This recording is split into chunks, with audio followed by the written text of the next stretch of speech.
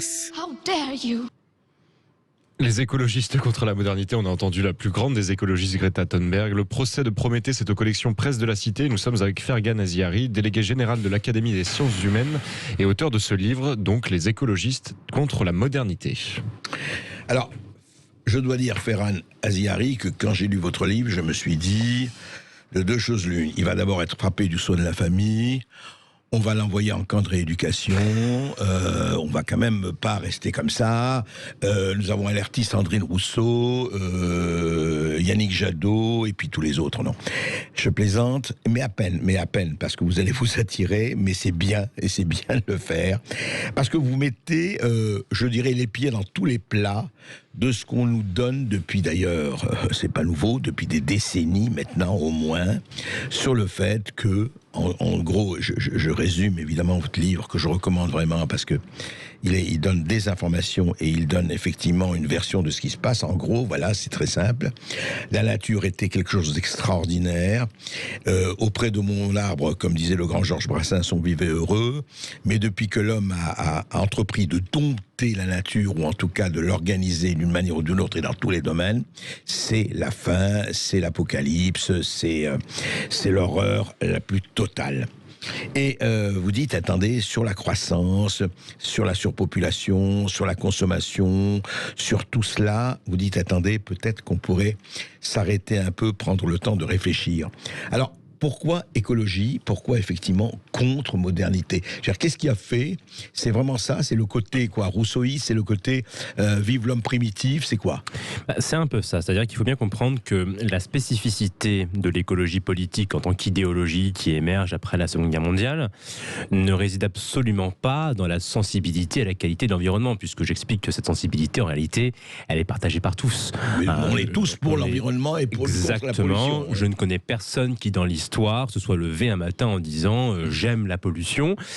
Cette sensibilité, en réalité, elle est universelle. Elle traverse même les époques, puisque je cite dans mon livre des figures de l'Antiquité comme Horace, Sénèque, qui déjà à leur époque dénonçaient les fumées toxiques qui empoisonnaient l'atmosphère de Rome, même qui Horace, souillaient les bâtiments. Donc ces problèmes ne sont pas nouveaux, leur dénonciation n'est absolument pas nouvelle.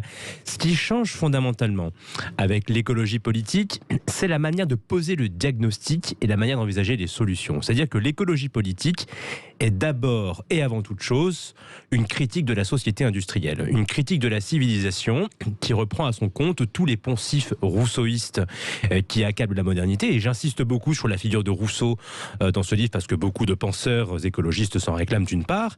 Et puis d'autre part, vous savez, Rousseau, c'est celui qui, à rebours du siècle des Lumières, a acquis la célébrité en critiquant le progrès des arts, des sciences, des techniques. L'homme est bon, la société le rend mauvais. Exactement. Ouais. Donc la société rend l'homme mauvais. La société nous éloigne d'un état de nature paradisiaque, édénique, et donc et tend à nous corrompre.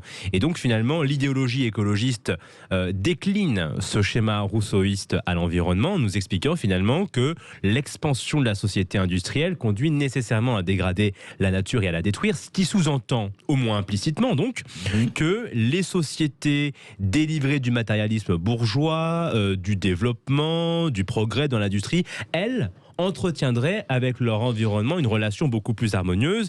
Et j'insiste sur le fait que cette nostalgie pré-moderne, pré-industrielle n'a aucun fondement historique ou géographique. Alors vous dites que c'est faux. Précisons, prenons des exemples. C'est-à-dire que les villes pré-industrielles, par exemple, pour tous ceux qui ont déjà ouvert un manuel d'histoire, eh bien subissaient davantage la pollution que nos métropoles modernes. Encore aujourd'hui, en 2021, la pollution fait beaucoup plus de victimes dans les pays faiblement industrialisés que dans les nations développées. Et ça, personne ne le dit. Je dis dans mon ouvrage, je parle d'un pays que je connais bien, qui est celui de mes parents, qui est donc les Comores, qui est un des pays les plus pauvres de la planète. Vous prenez les principaux facteurs de mortalité dans ce pays. Vous avez bien sûr la sous-nutrition dans le top 1, et puis ensuite dans le top 5-6, vous avez la pollution de l'air, la pollution de l'eau, liée au fait que les populations les plus pauvres, n'ayant pas accès à l'électricité, sont encore contraintes d'utiliser des techniques très rudimentaires pour se chauffer, pour faire la cuisine, donc en brûlant du bois. C'est un procédé bien plus toxique, bien sûr, que l'usage du gaz et de l'électricité à la maison, que faute d'infrastructures pour assainir l'eau, pour acheminer une eau potable, eh bien, on tend à s'empoisonner assez facilement en buvant de l'eau. Donc, tous ces fléaux écologiques prémodernes, aujourd'hui, font beaucoup plus de dégâts que les nuisances modernes. Et moi, j'essaye de dire, déjà, rendons à César ce qui est à César, et souvenons-nous que non seulement la civilisation industrielle nous a délivrés de la famine, de l'ignorance, de la pénibilité, mais qu'elle nous a aussi affranchis d'un environnement bien plus toxique que celui que nous habitons aujourd'hui. Et donc, il n'y a pas lieu d'opposer d'un côté la croissance économique et la qualité de l'environnement. C'est une opposition complètement factice. Oui, mais alors en même temps, là, je vais me faire non pas l'avocat du diable, mais l'avocat des écologistes en se disant oui, mais regardez les usines, les pollutions, le gaz, le charbon, etc., le CO2, enfin, tout ce dont on entend du matin au soir. On ne peut pas nier quand même que les pollutions se sont ajoutées, même s'il y en avait avant, à d'autres, par l'industrie. Ajouter, c'est là encore, c'est tout à fait relatif. On a échangé les anciens risques contre de nouveaux maux, ça c'est indéniable. Maintenant, quand on regarde aujourd'hui les victimes liées à la pollution, on remarque que partout où le développement économique prend place, en fait, ces victimes diminuent. C'est-à-dire qu'à mesure que les pays pauvres s'enrichissent, les populations ont accès à des énergies plus propres. À mesure que les sociétés développées aussi s'enrichissent, les usines du 21e siècle n'ont plus rien à voir avec les usines du 19e et du 20e. C'est-à-dire qu'entre-temps, nous avons inventé le traitement des fumées, et toutes sortes de dispositifs anti-pollution qui font que nos métropoles modernes n'ont jamais été aussi respirables qu'aujourd'hui. Alors bien sûr, cela ne revient pas à nier qu'il y a de nouveaux défis à affronter. Le changement climatique anthropique en est un, mais je crois qu'il faut se garder, en tout cas ne pas se laisser envahir par cette nostalgie pré-industrielle qui a plusieurs défauts. Un, qui brouille notre perception des défis actuels. Ouais. 2, qui instaure une forme de suspicion à l'égard de la culture prométhéenne à même de résoudre de problèmes. Et qui, 3, tend aussi à rendre invisibles les victimes des fléaux écologiques prémodernes qui, elles, encore une fois, ont besoin de croissance économique. Oui, tout à fait raison. Et d'ailleurs, de ce point de vue, là, je vous suis là-dessus, l'un des paradoxes, c'est que la France se voit vilipendée par ses propres citoyens, en tout cas écolo-politiques, et ce qui est étonnant, alors que la France est maillot jaune dans la raréfaction de CO2, d'émissions de CO2. On est à 0,9, et la France doit commencer à donner l'exemple. Donner l'exemple de quoi ? Mais c'est pire que ça, c'est que non seulement, c'est-à-dire qu'il y a une certaine exigence à l'égard de notre pays, moi à la rigueur, pourquoi pas, mais ce que je dénonce dans cet ouvrage, c'est une récurrence assez étrange, c'est que chaque fois que les écologistes soulignent un problème, ils mènent aussi une guerre intense contre les solutions les plus crédibles contre ce problème-là. C'est-à-dire que si, par exemple, on veut lutter contre le changement climatique et offrir à l'humanité le niveau de vie le plus élevé possible en diminuant nos gaz à effet de serre, on sait qu'aujourd'hui, l'énergie la plus crédible, c'est l'énergie atomique. C'est-à-dire que c'est la seule énergie, je dis bien la seule, qui soit à la fois décarbonée, pilotable, disponible de jour comme de nuit, indépendamment des saisons, qui a fait preuve de son efficacité à grande échelle. Enfin, oui, tout à fait. Et donc, c'est celle sur laquelle nous devrions miser si nous voulons vraiment décarboner notre économie. Or, je remarque que les écologistes sont les premiers à mener une guerre contre cette solution-là, en balayant d'un revers de main l'usage de l'atome, ce qui en dit long, je crois, sur leur sincérité. Et on ne comprend pas en fait cette dissonance si on ne la met pas en lien, encore une fois, avec les arrière-pensées anti-modernes, rousseauistes, anticapitalistes qui irriguent le discours écologiste depuis le début. Alors on va en parler de cela d'ailleurs après une petite pause, Ferran Zigari, parce que au fond, on va parler de comment elle est née cette écologie politique, mais surtout là maintenant, c'est-à-dire qu'est-ce qui l'a fait courir au sens vrai du terme. Vous vous dites, ce n'est pas le pouvoir, ce n'est pas la cubilité, vous en parlez dans votre livre, c'est autre chose, enfin il y a de ça aussi, mais il y a ce côté effectivement, le bon sauvage, quoi, le bon sauvage, et c'est le grand mythe du bon sauvage, mais en fait, une seule chose, est-ce que l'écologie politique aujourd'hui, qui a quand même, on l'a vu, qui a quand même, c'est pas seulement en France, en Europe et dans le monde, qu'elle occupe, à votre avis, elle peut prendre le pouvoir? Est-ce qu'on peut arriver à une prise de pouvoir dans certains pays de l'écologie politique. Oui, je pense que c'est tout à fait possible et que c'est partiellement déjà le cas. C'est-à-dire que même si les partis verts, en tant que tels, ne sont pas forcément au pouvoir partout, ils ont une influence culturelle. En tout cas, le mouvement écologiste a une influence culturelle de sorte qu'ils parviennent à infléchir aussi les discours des gouvernements dits modérés. Quand Emmanuel Macron, par exemple, en tout cas confirme la fermeture de la centrale de Fessenheim qui a été amorcée sous François Hollande, bon, il le fait effectivement pour donner des gages à ce mouvement-là. Et la Convention pour le climat, la Convention pour le climat, dont les propositions nous ramèneraient à la bougie littéralement. Voilà, c'est là encore un moyen de donner des gages à un mouvement culturel qui émerge. Et vous savez, c'est le politiste Jérôme Fourquet qui a ce constat, qui lui dit que l'écologie politique a le pouvoir de se substituer à la vieille matrice catholique française. Donc ça devient, au-delà d'une idéologie politique, un mouvement culturel assez structurant dans la société. Et en ce sens, oui, c'est un mouvement dont l'hégémonie peut déboucher sur une traduction politique très forte. Ce n'est plus le péché originel, c'est la pureté originelle. C'est la pureté originelle et c'est aussi le péché, c'est-à-dire qu'on renoue quelque part aussi avec une théologie, on va dire, pseudo-chrétienne. Millénariste. Exactement. Ouais. Vous savez, je crois que c'est le pape Pie XII qui disait que le marxisme est une hérésie du christianisme. Et là, en fait, on peut quasiment décliner ce constat à l'idéologie écologiste. C'est-à-dire qu'on a d'un côté le jardin d'Éden, le paradis perdu. On a ensuite l'épreuve terrestre, donc la faute écologique qui est la civilisation industrielle. Et puis, on a la promesse de la rédemption si on se débarrasse de toutes les souillures de la modernité. Souillure, qui est le terme employé par Sandrine Rousseau. Il a encore une connotation très religieuse. Et la tour de Babel s'est transformée en fosse de Babel. On en parle tout de suite après les informations. Alors évidemment, vous avez entendu comme moi Ferghane Aziari, qui vient de publier Les écologistes contre la modernité, un livre passionnant aux éditions de La Cité, enfin dans la presse de La Cité, dans la collection La Cité. Et vous avez entendu cette question angoissante, imprimante, régnante, dominante. Comment arriver en 2050 à la neutralité carbone? Voilà. C'est le but, donc énergie renouvelable, à fond, etc., etc. On est encore complètement dans cette doxa, quoi. Oui, alors je pense que l'objectif est quand même justifié, c'est-à-dire que je ne pense pas qu'il faille prendre à la légère le risque climatique. Encore faut-il maintenant s'accorder sur les moyens. Voilà.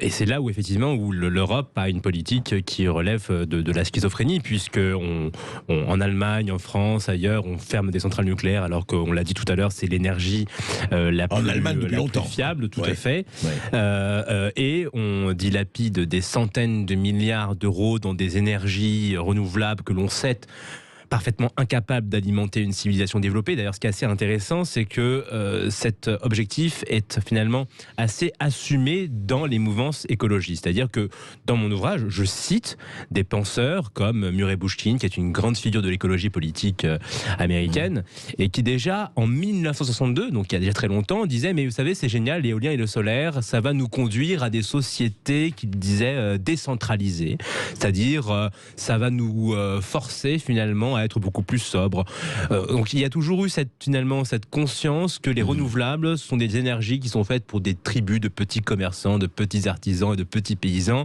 et qu'elles seraient fondamentalement incapables d'alimenter une civilisation développée.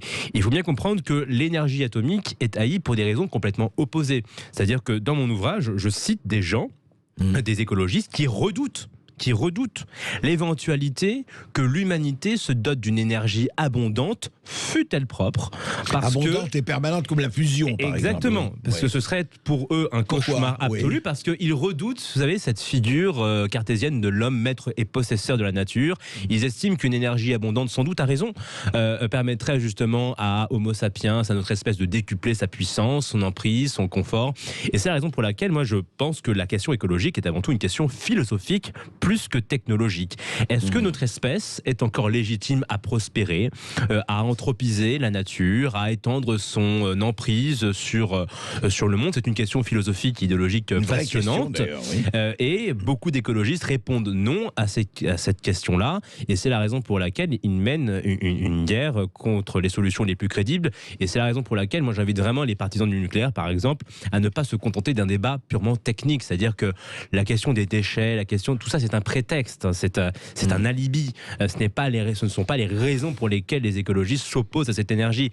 Je pense qu'on ne peut pas faire l'économie d'un débat éthique sur la légitimité de notre espèce à sauvegarder son habitat en poursuivant sa quête de prospérité. Oui, alors justement, mais là aussi quand même, il y a une vraie question qui n'est pas seulement philosophique ou éthique.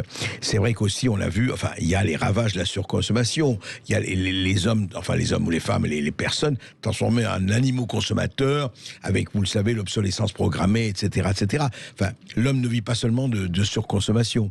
C'est trouver effectivement l'équilibre, il est là. Et vous avez raison, d'un côté, effectivement, il ne faut pas comment dirais, il faut pas se bercer de faux miroirs et de faux mirages, mais d'un autre côté, comment arriver à l'équilibre avec en disant allez, continuez. On voit bien, je donne un exemple, alors, une certaine urbanisation galopante qui ont tué tous les petits commerces, etc., enfin, tout ce que vous connaissez. Est-ce qu'il n'y a pas là effectivement un équilibre à trouver ? C'est une bonne question. Après, c'est vrai que le progrès économique s'accompagne de ce que l'économiste Schumpeter appelait une destruction créatrice, c'est-à-dire que vous avez des activités qui naissent, des activités qui meurent. La révolution industrielle a mis fin à de nombreux métiers. On le sait d'ailleurs que ça a pu contester, parfois ça a pu susciter des contestations sociales. On se rappelle du mouvement des Ludites, qui est un mouvement qui sabotait les machines, qui étaient accusées de tuer, de voler les emplois des ouvriers. Bon, moi je pense que sur le long terme, c'est contre-productif de s'opposer à ces processus parce que malgré tout, il reste la condition d'un sort amélioré pour tous. Alors effectivement, on se pose la question de la reconversion des petits artisans, des petits commerçants, mais historiquement, c'est ce qu'on a toujours fait. C'est-à-dire que il y a 2 siècles, nous étions des sociétés agraires, plus de 90% de la population était occupée à des activités agricoles. Aujourd'hui, ce n'est plus le cas, et je pense que les choses se réadapteront toujours de cette manière. En fait, ce que vous dites, Fergal Aziari, ce qu'on dit beaucoup, c'est qu'en fait, le capitalisme, avec tous les côtés, les défauts et les tares, c'est peut-être le seul mouvement qui s'auto-corrige en permanence. Il y a une espèce d'auto-correction et d'auto-orientation permanente. Disons que le capitalisme, c'est un processus assez plastique, finalement. C'est un peu comme la démocratie. C'est un processus, mais qui est indéterminé dans la mesure où c'est un système qui devient ce qu'on en fait. C'est-à-dire que le capitalisme, c'est un processus qui répond aux injonctions sociales, aux préoccupations. Et donc, il n'appartient qu'à nous, entrepreneurs, consommateurs, de donner les bons signaux par nos comportements, par l'innovation, par l'esprit d'entreprise. Et pour revenir à la question environnementale, on remarque aujourd'hui, contrairement aux idées reçues, que les pays les plus propres, les plus résilients, les plus sûrs sur le plan environnemental sont aujourd'hui les pays les plus riches, les plus libéraux et les plus capitalistes. Alors ça peut sembler contre-intuitif quand on est matiné de discours, on va dire, anticapitalistes du matin Marxiste, au soir. Vous voulez dire. Marxiste, oui aussi, mais le fait est qu'aujourd'hui, sur le plan environnemental, il fait mieux vivre, on vit mieux en Suisse que dans un pays qu'au Venezuela. Enfin, c'est un fait. Et d'ailleurs, au regard des objectifs d'adaptation contre le changement climatique, la question de l'adaptation montre elle aussi l'inanité de l'idéologie de la post-croissance et de la décroissance. Parce qu'on sait très bien, et les chiffres et les données nous le montrent, que la résistance et que la résilience des sociétés humaines augmente avec le développement. C'est-à-dire que lorsque vous appelez Israël, que vous avez les moyens de dessaler l'eau de mer, que vous avez les moyens de mettre en place des systèmes d'irrigation très développés, eh bien vous êtes beaucoup moins vulnérable à la sécheresse que lorsque vous appelez Madagascar. Quand vous appelez les Pays-Bas, que vous avez les moyens de mettre en place des systèmes de protection côtière face aux inondations ultra sophistiqués, les Néerlandais ont acquis là-dessus une compétence qui servira de modèle au monde entier, je n'en doute pas. Quand vous appelez les Pays-Bas, vous êtes beaucoup moins vulnérable à la montée des eaux que lorsque vous appelez le Bangladesh. Donc, tous ces exemples vous montrent que, voyez, que l'un des enjeux de la lutte contre le changement climatique consiste à nous assurer que ces gains en résilience devancent sans cesse l'émergence des nouveaux risques, ce qui implique de ne pas renoncer au développement économique si on veut offrir demain la possibilité aux pays du Nord comme aux pays du Sud de s'adapter au mieux aux nouvelles conditions qui naissent de notre modèle de société. De ce point de vue, vous n'êtes pas très déguerri, c'est le salut par la technique quelque part. Oui, je suis assez technophile, même si je je ne suis pas naïf, c'est-à-dire que je ne m'inscris pas non plus dans cette naïveté héritée des Lumières qui voit dans le progrès technique un processus infaillible. C'est la prose de Condorcet, de Turgot, c'est l'idée que le progrès technique conduit nécessairement à l'amélioration des vertus morales de l'homme. Bon, le XXe siècle est venu liquider cette fiction, mais je ne crois pas non plus qu'il faille tomber dans l'excès inverse, à savoir l'idée que la technique nous avilit, dégrade nécessairement nos mœurs. Je rappelle dans mon ouvrage, par exemple, que voilà, les conflits prémodernes étaient beaucoup plus fréquents et beaucoup plus meurtriers que les conflits modernes. Ça, ce sont les travaux de Laurence Kelly, qui est un historien qui a beaucoup étudié les conflits prémodernes. Le génocide de Rwanda n'a pas eu besoin de la haute technologie pour être perpétré. Donc, il y a une variable culturelle qu'il faut effectivement examiner, mais la technique est neutre et son orientation ne dépend que de notre attitude, nous, êtres humains.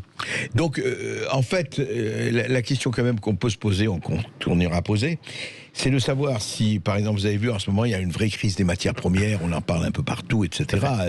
Je ne parle même pas de terres rares, hein, je parle des matières premières comme le ciment et autres, le papier ou le bois, etc. Enfin, le papier en tout cas. Est-ce qu'il n'y a pas un côté quand même où vous mettez la variable du profit là-dedans, parce que très bien, et en fait, la croissance des sociétés, on voit très bien qu'effectivement, elle profite, enfin, in fine, à beaucoup plus de gens que uniquement une poignée de milliardaires avides et rapaces. Mais où s'arrête effectivement cette frontière ? Disons que le rôle du profit de la croissance économique, vous savez, les écologistes aiment bien citer une phrase attribuée à quelqu'un qui s'appelle Kenneth Boudling, qui disait « Celui qui croit à une croissance infinie dans un monde fini est soit un fou, soit un économiste ». C'est une phrase qui est bien citée, en ignorant que... Et vous dites la croissance économique infinie dans un monde fini est possible. Oui, parce qu'en fait, elle intègre déjà la rareté dans cette définition. C'est-à-dire que les économistes savent que l'économie, c'est la science de la rareté. Le verbe économiser parle de lui-même. On n'économise que ce qui est rare par définition. Et donc, la croissance économique, ce n'est que la faculté de combiner des ressources rares pour produire toujours plus d'utilité, de valeur, de bien-être, mais par des procédés toujours plus innovants, économes. Et je cite par exemple l'exemple de l'agriculture, qui est un cas assez éclairant. Vous savez, dans les années 70, il y avait le célèbre rapport Meadows adressé au Club de Rome, qui nous prévoyait une pénurie de terres arables, en disant, mon Dieu, il va y avoir des famines en l'an 2000, oui, des famines de masse, parce qu'on va plus avoir de terres agricoles, assez de terres agricoles pour nourrir tout le monde.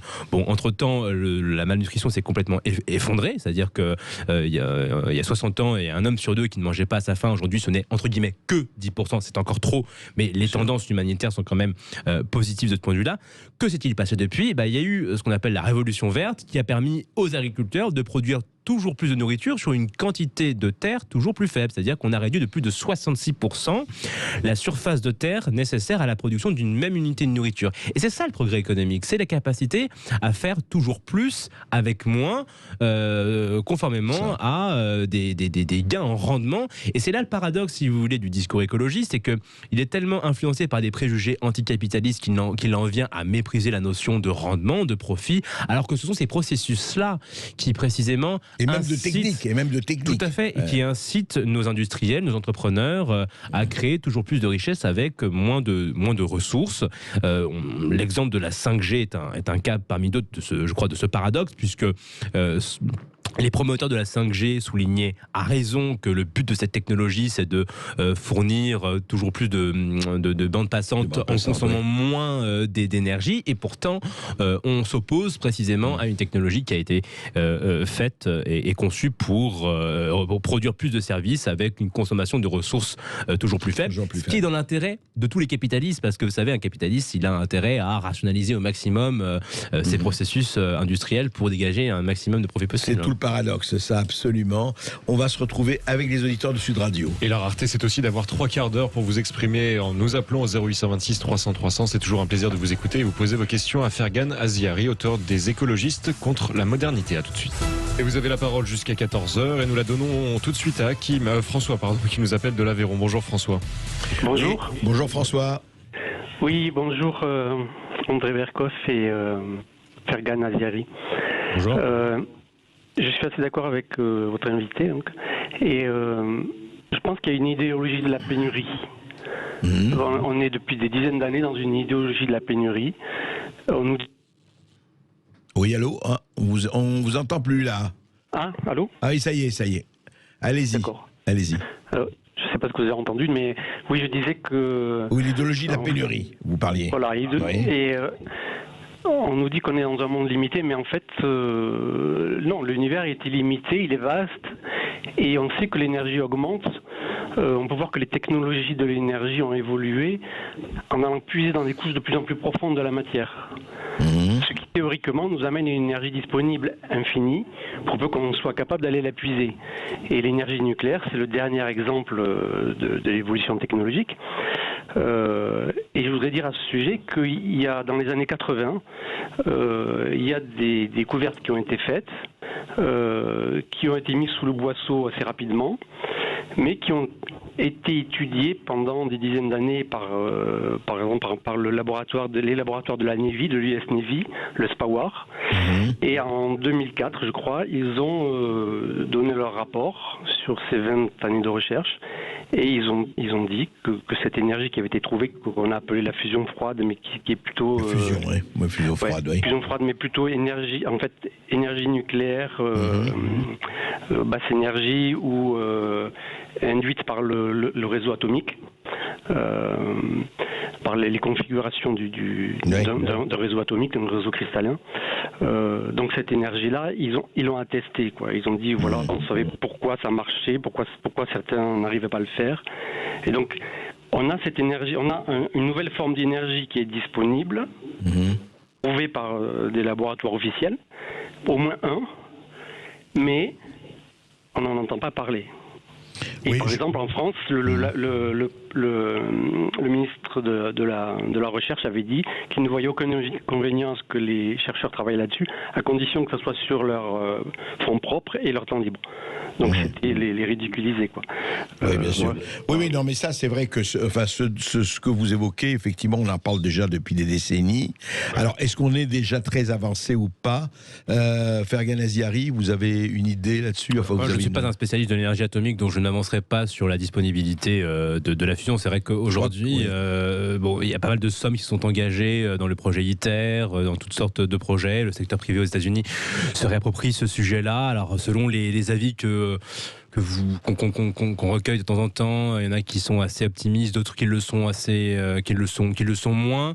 Mais sans aller sur le terrain de la fusion, même si on se contentait aujourd'hui de la fission, il faut comprendre que les combustibles radioactifs à notre disposition sont d'une abondance telle qu'elle permettrait à l'humanité de se développer déjà pour des centaines, voire des milliers d'années. Et c'est la raison pour laquelle, je le répète, les écologistes redoutent cette énergie. Vous savez, moi je cite dans mon ouvrage un écologiste qui s'appelle Paul Ehrlich, qui a été très célèbre dans les années 70 parce qu'il s'est exprimé sur les questions de surpopulation, même si ses prédictions ont complètement été balayées par l'expérience. Mais quand on l'interrogeait sur l'énergie nucléaire, lui, il disait, mais attention, donner à l'humanité une énergie abondante et accessible serait moralement équivalent au fait de donner une mitraillette à un enfant idiot. C'est-à-dire qu'il y a une telle défiance à l'encontre de l'humanité que certains dans le camp écologiste en viennent à redouter l'hypothèse que l'humanité se dote d'une énergie propre et abondante. C'est quoi cette écologie politique?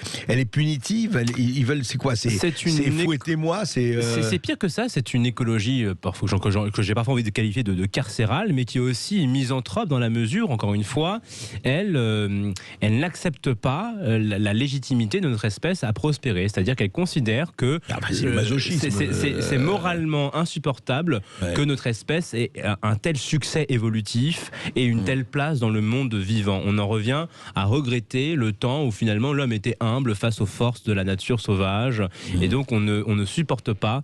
C'est une forme de ressentiment envieux finalement dirigé contre notre espèce, c'est-à-dire qu'on ne supporte pas la réussite et le succès évolutif. C'est une forme de masochisme en effet qui ne dit pas son nom, et de puritanisme aussi qui ne s'assume pas. Vous savez, c'est le journaliste américain Henry Louis Mencken qui disait que le puritanisme c'est la peur obsédante que quelqu'un quelque part soit heureux.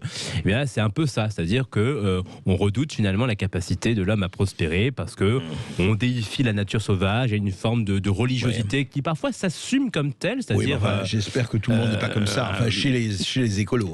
Tout le monde n'est pas comme ça, mais il y a chez les têtes pensantes de ces mouvements effectivement une tendance à considérer la nature comme une espèce de personne qu'il ne faut absolument pas domestiquer. C'est un thème qui est très développé. On revient au par les disciples de l'écologie profonde. Et la pureté dangereuse. Et merci François de nous avoir appelé. On reste au 0826 300 300 avec Sven qui nous appelle de Haute-Savoie. Bonjour Sven. Oui, bonjour Sven. Oui, bonjour Monsieur Berkoff, bonjour à votre invité. Il y a deux points sur lesquels je ne suis pas tout à fait d'accord lorsque l'on parle de réduire la surface de terre à cultiver et puis avoir le même résultat en termes de quantité. Il est arriver à ce résultat avec l'agriculture traditionnelle et naturelle qui va effectivement nous maintenir en bonne santé. Donc là, il y a une notion, c'est plus de l'écologisme, c'est de la finance pure. Et lorsque l'on parle de la 5G, avons-nous besoin de la 5G après la 6 ou la 7 pour que des informations aillent de plus en plus vite? La bande passante est suffisamment large aujourd'hui puisque on sait très bien qu'il faudrait plutôt réduire le nombre de courriels envoyés sur les différents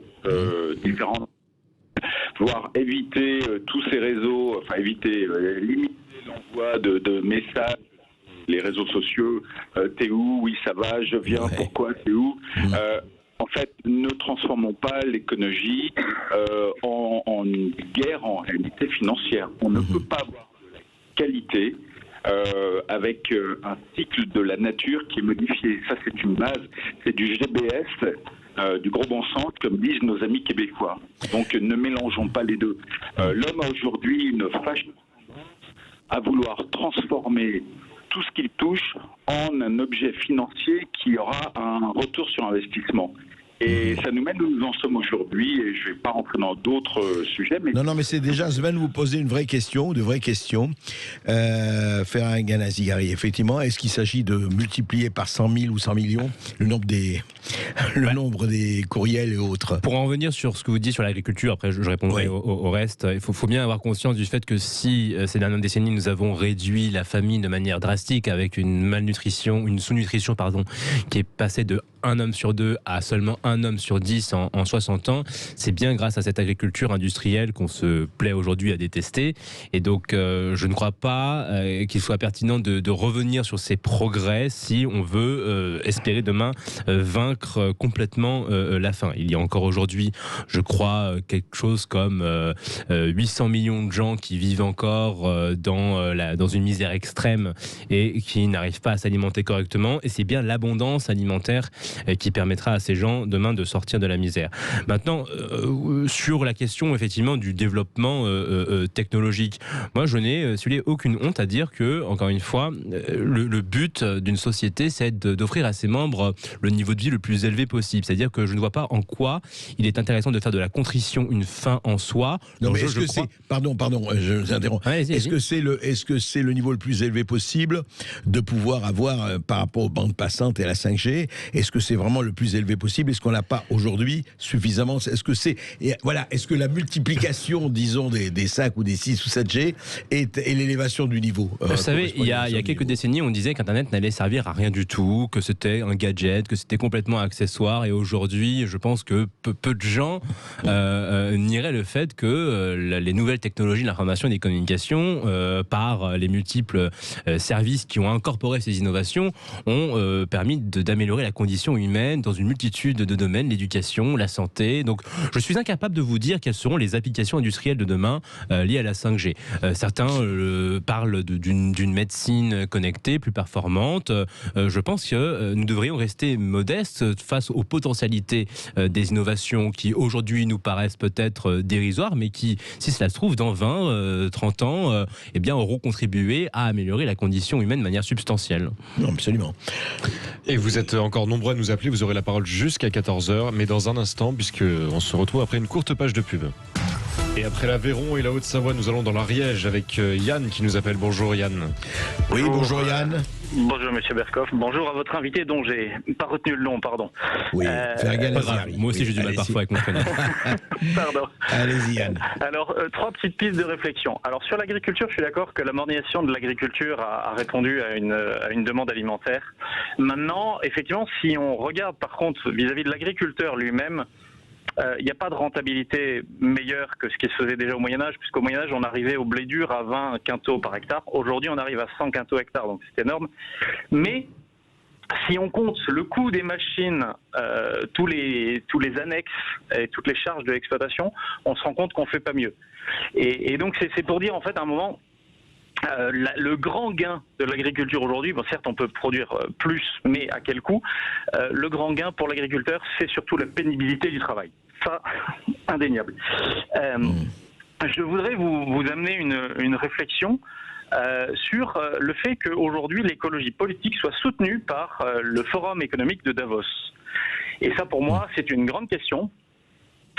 Et en fait c'est un peu un jeu parce que Davos comme les écologistes sont pour la régulation de la population mondiale, par exemple, et sont pour l'effacement de l'humanité par rapport à un monde idyllique. Et ce monde idyllique et équilibré, il n'existe pas. Donc moi, je suis paysan dans la nature, il y a toujours, en fait, une hiérarchie dans les troupeaux, dans les animaux, etc.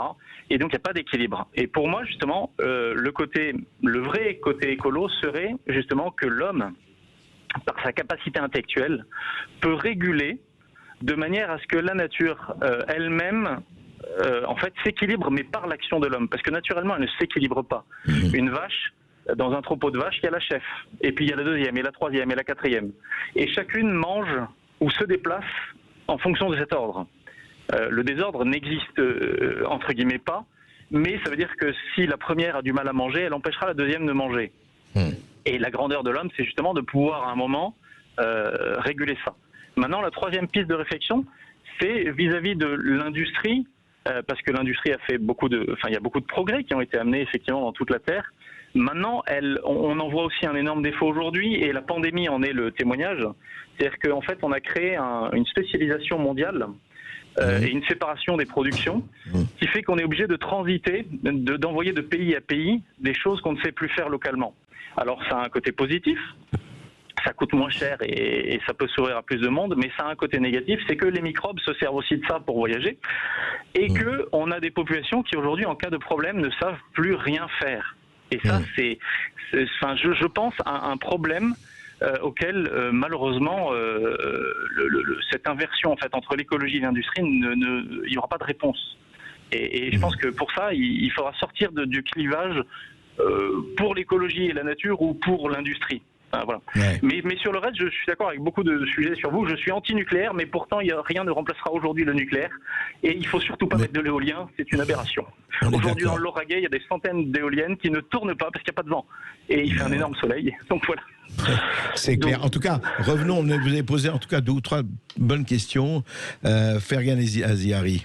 Alors, sur la question de la surpopulation, vous avez raison qu'il y a aujourd'hui un tropisme favorable à cette thèse qui est la surpopulation, qui est à mon avis une thèse fausse. Il faut juste rappeler d'où elle vient très rapidement. C'est un pasteur qui s'appelle Malthus, qui déjà à son époque, en 1798, s'est rendu célèbre grâce à un pamphlet où il craignait que la production de richesses ne parvienne pas à suivre une croissance démographique exponentielle et illimitée. Alors, l'expérience lui a donné tort, puisque à l'époque de Malthus, nous étions 1 milliard et la misère était la norme.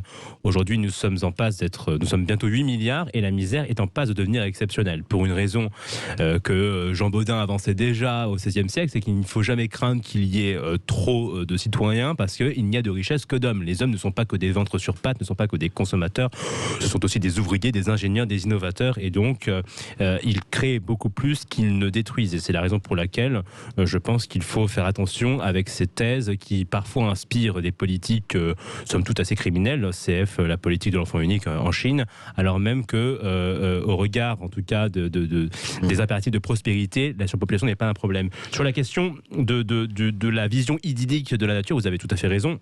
C'est-à-dire que paradoxalement, l'écologie politique qui se veut appuyée sur la science revient finalement à une vision assez pré-darwinienne de la nature. C'est-à-dire qu'on s'imagine une nature assez figée, alors même que la modernité insiste sur le fait que la nature, elle évolue.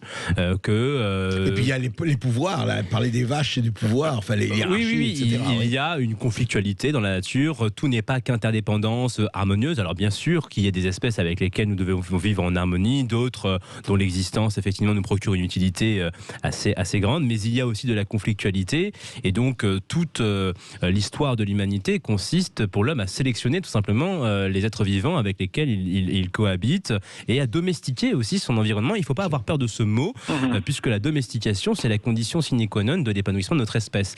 Et ce qui est assez paradoxal chez les écologistes, c'est que d'un côté, on reproche précisément à l'industrie, à la modernité industrielle, de concevoir l'homme comme un être complètement séparé de la nature, et en même temps, on rejoue l'éternel combat nature-culture en exaltant le naturel, en méprisant le synthétique, alors même que la technique ne fait qu'appliquer les lois de la nature. Nous n'avons pas révoqué les lois de la physique, de la biologie, de la chimie. Quand on invente, par exemple, je prends un exemple volontairement pour provoquer, mais un OGM, par exemple, on n'a rien inventé. Les transferts de gènes entre espèces, ça existe déjà dans la nature. Nous n'avons fait que domestiquer ce phénomène à des fins utiles. Donc moi, je vous rejoins sur le fait que l'opposition nature-culture est un peu vaine, et que l'enjeu est bien de bâtir une nature hospitalière pour l'homme, ce qui suppose de la domestiquer. Et c'est pour ça qu'il ne faut pas l'opposition industrie plus grande nature ou nature plus grande industrie. C'est grotesque. Enfin, non, ça n'a pas de sens, puisqu'encore une fois, l'industrie ne fait que mettre en œuvre des lois somme toute très naturelles au service de cet être très naturel qu'est Homo sapiens, puisque nous faisons partie de la nature. Non, mais le vrai juge, je finis là-dessus, et je reviens à l'histoire des ouvriers des Cancer Cities de Chine. C'est quand le profit oblige des petits-enfants pour sortir des terres rares, qui évidemment nous servent, nous, pour nos portables et compagnie, à attraper la leucémie à 10 ans en extrayant le cobalt. Mais précisément, c'est-à-dire que si le travail des enfants a disparu dans les pays développés, c'est grâce au progrès de l'industrie, puisque les gains de productivité ont permis précisément aux parents d'affranchir leur progéniture du besoin de travailler. Donc si on veut éradiquer le travail des enfants dans les pays du Sud, eh bien il ne faut pas oublier que c'est le développement industriel qui permet de l'éradiquer et rien d'autre. C'est-à-dire que le travail des enfants n'est pas une invention de la modernité, ça a toujours existé depuis au moins le néolithique. Et c'est bien justement à partir de la révolution industrielle que ce phénomène est en être recul, grâce aux machines, grâce au progrès technique qui fait qu'on a besoin de moins travailler pour subvenir à nos besoins. Un chiffre ou deux, au 19e siècle, on travaillait 3000 heures par an pour s'offrir le niveau de vie du 19e siècle. Aujourd'hui, on travaille 1500 heures par an pour s'offrir le niveau de vie du 21e siècle. Et ça, on le doit bien au progrès industriel, à la mondialisation et tout ça. On de le rappeler. Vous êtes encore avec nous, Yann, ou pas ? Oui, je suis encore là. Eh bien, écoutez, Sud Radio et Icewatch vous font gagner une montre qui ne marche pas à l'énergie éolienne. Ça, j'ai compris que vous n'étiez pas fan. Mais à l'énergie solaire, voilà, c'est la Icewatch Solar Power. Donc, vous avez gagné une montre en nous appelant. Et on vous fait gagner des montres toute la semaine au 0826 300 300. Alors, merci de nous avoir appelés. Nous sommes maintenant avec Suzanne qui nous appelle des Hauts-de-Seine. Bonjour, Suzanne. Oui, bonjour, Suzanne. Oui, bonjour à tous. Je voudrais poser une question à Monsieur Aziari. Oui. Alors personnellement, je suis vraiment très étonnée que dans les discussions sur l'écologie, on ne parle jamais de la technologie, de l'ingénierie du climat. Et en particulier, c'est la gestion du rayonnement solaire. Qu'est-ce que ça veut dire? Donc, ça veut dire qu'il y a une technologie qui prévoit de refroidir artificiellement l'atmosphère. Et ça se passe par l'injection de particules chimiques justement dans l'atmosphère. Et cette technologie, elle est même mentionnée dans le rapport du GIEC qui a dit que peut-être il fallait l'appliquer. C'est officiellement enseigné dans les universités et il y a des congrès internationaux et tout ça. Et d'ailleurs, récemment, Bill Gates voulait lancer un ballon soi-disant d'essai en Suède, je pense, et ça lui a été interdit par un jugement. Voilà. Alors l'ingénierie climatique, moi j'en parle en effet brièvement dans mon ouvrage quand je fais un état des lieux des solutions qui sont aujourd'hui envisagées par certains pour lutter contre le changement climatique. Si elle n'est pas évoquée, je pense que c'est encore des techniques qui font peur aujourd'hui et qu'on essaye de se dire que on essaie d'abord d'explorer des solutions moins radicales pour lutter contre le changement climatique parce qu'on n'a pas envie d'aller jusqu'à de telles extrémités. Ceci dit, la capture du CO2 est aussi répertoriée parmi les techniques d'ingénierie climatique soft qu'on pourrait mettre en œuvre, mais là encore, il faut bien comprendre que ce sont des techniques qui nécessitent beaucoup d'énergie et des énergies de préférence peu carbonées. Et en fait, on n'est pas encore là, puisque aujourd'hui, une grande partie du mix énergétique mondial, c'est encore des énergies fossiles. Et ces énergies, en tout cas, leur investissement ne sera crédible que le jour où l'humanité aura amorcé cette transition énergétique nécessaire. Et le problème, c'est que on est encore aujourd'hui empêtré dans des débats et des contradictions infinies sur l'électrification de notre système par le nucléaire. Donc je pense qu'il faut d'abord résoudre cette question-là avant de se pencher sur le solaire. Exactement. Donc vous ne pensez pas qu'il y a des essais en cours de la part des scientifiques, parce que si c'est enseigné, on peut quand même se douter s'il n'y a pas déjà des tests en cours, justement pour voir comment ça se présente, cette technologie. C'est pas seulement de la théorie. Non, ce n'est pas que de la théorie, vous avez tout à fait raison. Ce sont des solutions qui sont très sérieusement envisagées, mais moi je suis de ceux qui pas encore au stade appliqué, quoi. Voilà, qu'on n'est pas au stade appliqué et qu'il y a peut-être une gradation des mesures à envisager. On pourrait d'abord commencer par les mesures, on va dire, les plus simples à mettre en œuvre avant d'envisager de jouer à l'apprenti sorcier du climat. Mais ça fait partie, vous avez raison, des solutions qui sont aujourd'hui sur la table. Et vous avez encore un quart d'heure pour nous appeler au 0826 300 300. Merci beaucoup Suzanne, à tout de suite. Et vous êtes avec nous jusqu'à 14h en nous appelant au 0826 300 300. Fergan Aziari est toujours là pour son livre Les écologistes contre la modernité. Et tout de suite on donne la parole à Elisabeth qui nous appelle de Paris. Et vous êtes enseignante, Elisabeth. Bonjour. Oui, bonjour Elisabeth. Oui, bonjour André. Bonjour. Oui, moi je m'appelle Elisabeth et je suis enseignante au collège et au lycée à Paris. Et donc je voulais vous relater un petit peu mon expérience qui corrobore les propos de Marie-Estelle Dupont. Oui. C'est-à-dire que j'ai l'impression qu'en tant qu'enseignant maintenant, on est obligé de faire semblant, de faire comme si tout allait bien, comme si les enfants ne souffraient pas, alors qu'on voit très bien que de nombreux élèves, surtout des adolescents, les élèves de 4e, 3e, se scarifient énormément. Ah oui, vraiment. En nombre, oui. Écoutez, 4 cette année sur une classe de 28. 4, ce sont des jeunes filles. Oui, pardon. On est obligé de faire comme si ça allait bien, c'est-à-dire derrière les masques, on voit leur regard désespéré, on fait comme si ça allait bien, on fait comme si le niveau n'avait pas chuté, alors que le niveau a drastiquement chuté. J'ai corrigé le brevet, je n'avais jamais vu ça de ma vie. Et puis des enfants malheureux, et j'en veux beaucoup aux parents d'avoir accepté déjà l'histoire des masques. Ils n'auraient jamais dû accepter l'histoire de ces confinements. Il aurait fallu se battre. Moi, je me suis battue. Vous voyez, j'ai enseigné Antigone à mes élèves de 3e. Je leur ai dit, il faut apprendre à dire non. Il y a des choses vraiment, on ne peut pas renoncer à nos libertés, on ne peut pas tout accepter.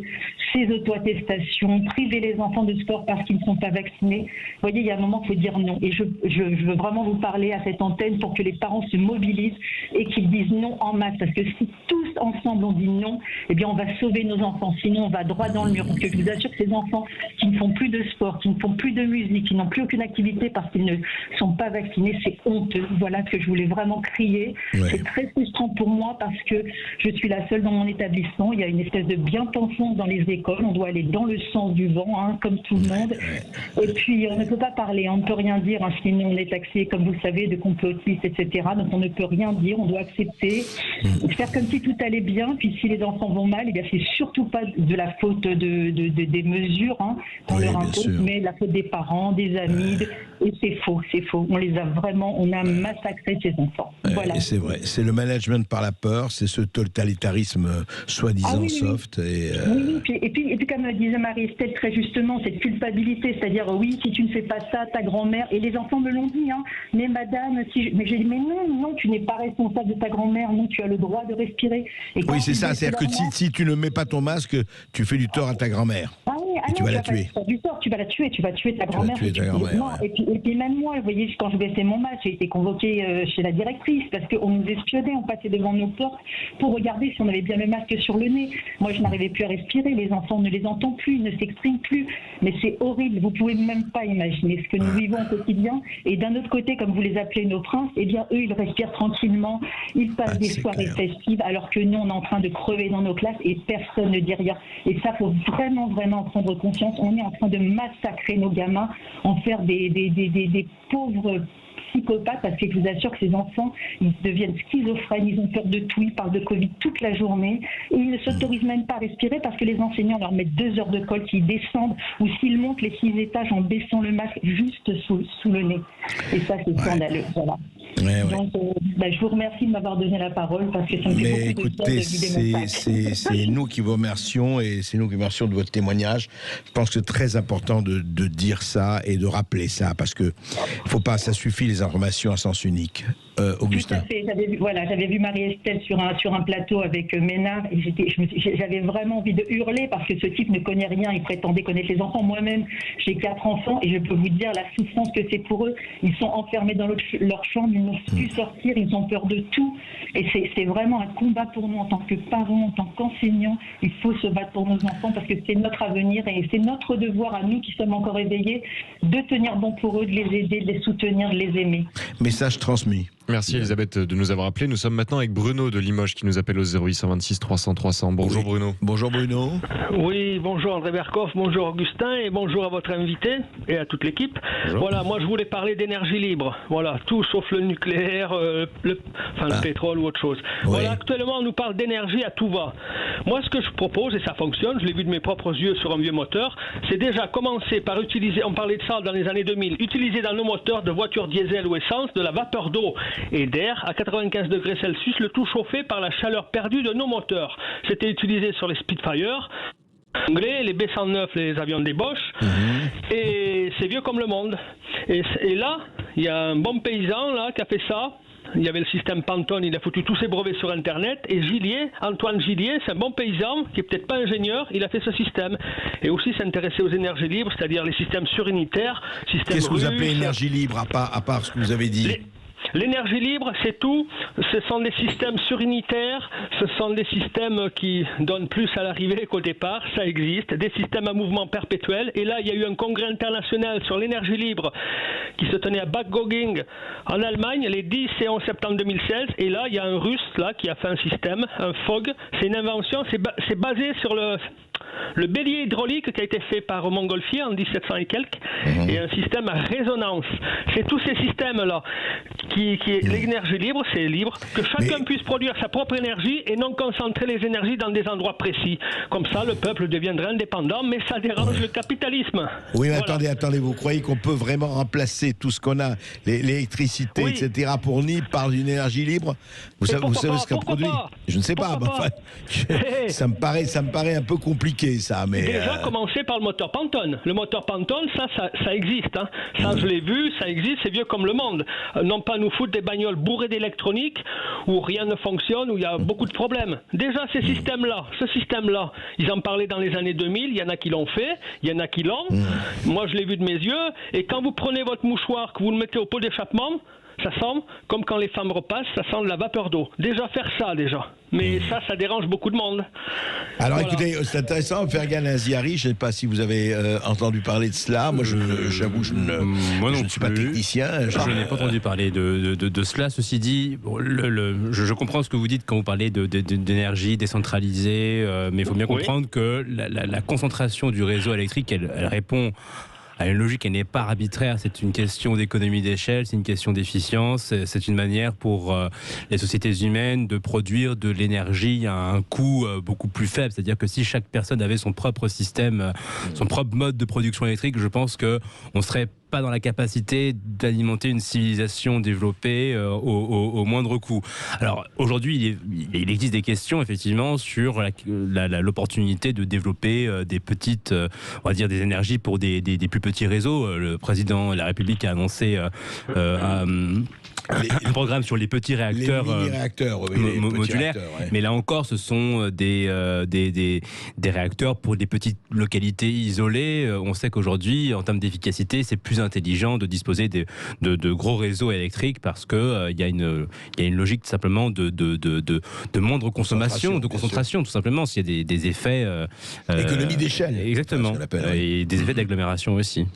Il ne reste plus que quelques instants, mais on va donner la parole à Hakim qui nous appelle de Vaujours en Seine-Saint-Denis. Bonjour Hakim. Oui Hakim, bonjour. Bonjour messieurs. Écoutez, moi c'était juste par rapport à l'intervention d'Estelle Dupont tout à l'heure. Oui, on vous écoute. Oui. Et moi, j'ai juste envie de dire à tous les gamins qui nous écoutent ou pas, en tout cas, si leurs parents les écoutent, moi, les enfants, je vous aime. Qui que vous soyez les miens, pas les miens, que vous soyez pénibles ou pas, je vous aime. Je n'ai pas envie que vous soyez coincés, enfermés quelque part. Et l'auditrice précédente qui parlait, l'enseignante, mais envoyez-moi vos enfants qui veulent absolument jouer de la musique. Moi, je leur demanderai pas leur passe sanitaire parce que je m'en fous.